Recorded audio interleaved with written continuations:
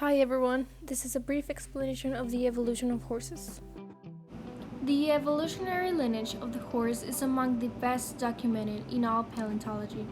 The history of the horse family, Equidae, began during the Eocene period, which lasted about 56 million to 33.9 million years ago.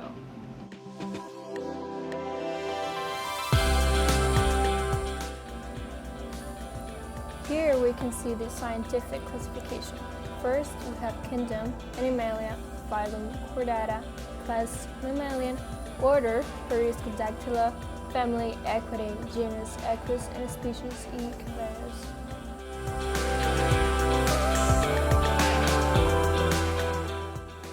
In the 1870s, the paleontologist Ozzie Marsh published a description of newly discovered horse fossils from North America. The sequence of horse fossils that Marsh describes and that T.H. Huxley popularized was a striking example of evolution taking place in a single lineage. Some years later, the American Museum of Natural History assembled a famous exhibit of these fossil horses, designed to show gradual evolution from Eohippus, now called Hyracotherium, to modern Equus. As you can see, this is a horse evolution timeline. First, we have the Hyracotherium, a small forest animal of the early Eocene that lived approximately 55 million years ago. Then we have the Mesohippus. They were in the old Eocene period about 40 million years ago. Soon after, we have the Merychippus in the Miocene period about 30 million years ago. Then we have the Pliohippus. They were in the late Miocene about 10 or 15 million years ago. And for the last one, we have the Equus, that is the modern horse, that is the actual present horse. It was in the Pleistocene about 1 or less million years ago. Now I'm gonna explain each one of them. Here we have the oldest one, the first known ever horse in history, who was also called the Hyracotherium. His nickname is the Dawn Horse. He was like 12 to 14 inches in the withers. It was like the size of a small dog, literally. Even though these animals are more commonly known as Eohippus, that is a name given by the American paleontologist Othniel Charles. They are properly placed in the genus Hyracotherium, the name given by the early British paleontologist Richard Owen. As you can see in this picture, they are 4-toed on front feet and 3 on the hind feet. And their skin was similar to a deer.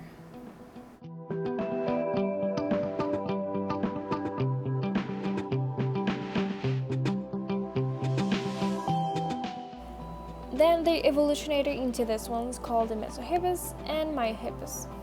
As we can see, they had facial and body changes. The legs and the neck got a little bit longer. And they stood up at a minimum of 24 inches at shoulders. Then became Myohippus. They weighed more than the Mesohippus. Those species overcapped for more than 4 million years.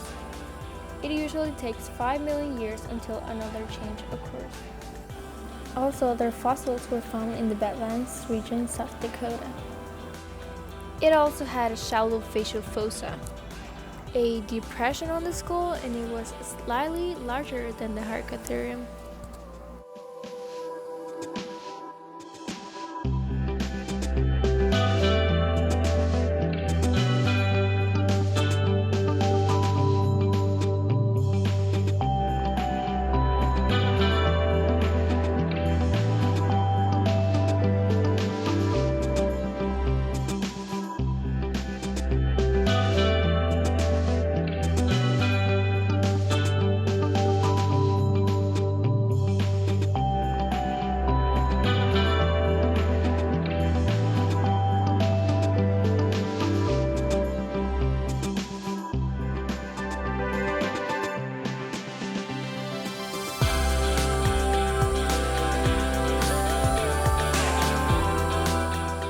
The next one is called the Merychippus. This one was the size of an actual pony. They were the first grazing horse species, and they stood up over 36 inches tall at shoulders. Their toes started turning into hooves. Even their sense of smell changed. They even had a longer neck what else? And their teeth developed into the teeth that we know today. They were even faster than the old ones.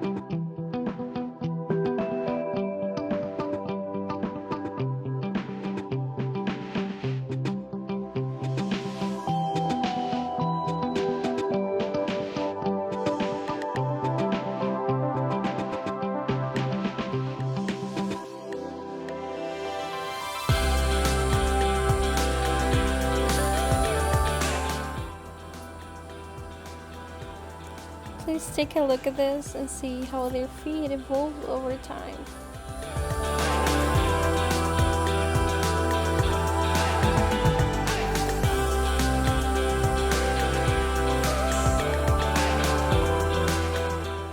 Now we have Pliohippus, extinct genus of horses that inhabit North America. They were the earliest one-toed horse. They evolved from the Merychippus, a three-toed horse of the preceding Miocene, about 5.3 million years ago. The teeth of the Pliohippus are taller and more complexly folded than those of the early horses. These features indicate a greater dependence on grazing than browsing for food.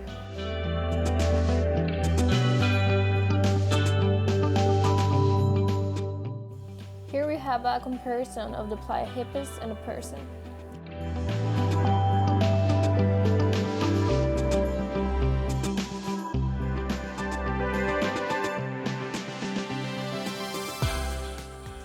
So this is the last one, and this is Equus. This is the horse that we know today.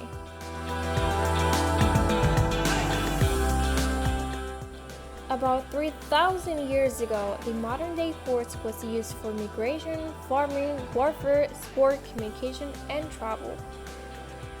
Horses are now used for many of the same reasons and more.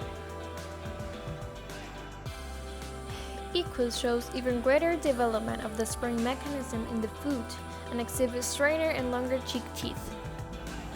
This new form was extremely successful. It had spread from the plains of North America to South America. About 10,000 to 8,000 years ago, they disappeared from North and South America.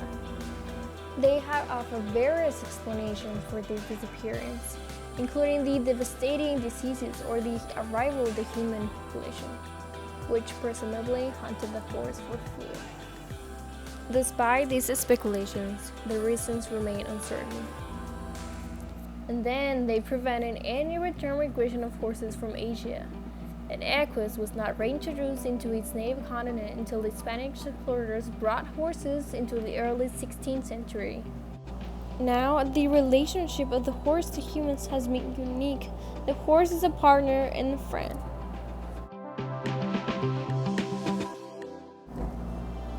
So, to summarize some information of the evolution of horses, some changes were that the legs ended up in padded feet with 4 functional hooves on each of the 4 feet and 3 on the hind feet. And the size and the shape of the cranium indicate that the brain was far smaller and less complex than today's horse. The teeth, too, they were differ significantly from one of those modern equines, being adapted to a fairly generous browser's diet. A hippus was, in fact, so unhorse-like that its evolutionary relationship to the modern equines was the first unexpected. It was not until the paleontologists had unearthed fossils or later extinct horses that the link to a hippus became clear. This picture is an actual fossil record from the Pliohippus. Now, to the end of this video, I'm going to show you a tiny montage of the evolution of horses. Thank you so much for watching this video. I hope you enjoyed it and I hope you understood everything that I said. I'm doing this presentation for Geology 102, the evolution of horses.